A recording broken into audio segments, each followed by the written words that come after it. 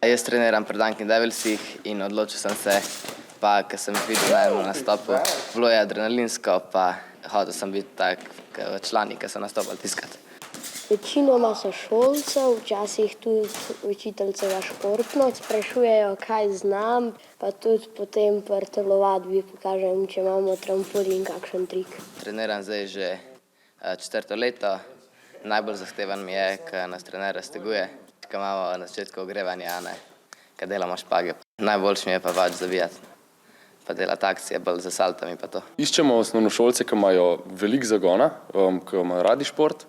To se lahko zelo hitro prepozna zagnanost. Pridejo na vsake treninge, ostanejo po treningih še na drugih treningih in se skozi družijo z nami.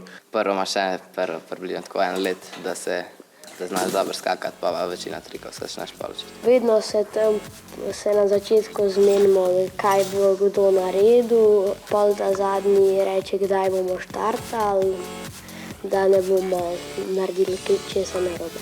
Akrobatsko zabijanje je nevarno, ampak je tudi zraven adrenalinsko, kar zaradi česa nas to vleče, da sploh skačemo. Sam skrbim za varnost, pa tudi potem trener tudi skrbi. Ne delam tistega, kar še pač ne znam, ampak da se prvo trenerja vprašam, če lahko začnem delati, pa me pa on nauči. Zdaj sem v bistvu v srednješolski ekipi, treniram, ampak ja, pač rad bi postal tako, kakor stalni člani, ki hodijo po svetu na nastope tujino.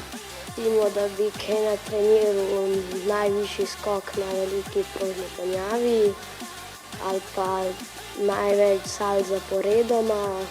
Podiranje rekordov pride s potoma. Zdaj, cilj pri nas je v bistvu imeti se fajn.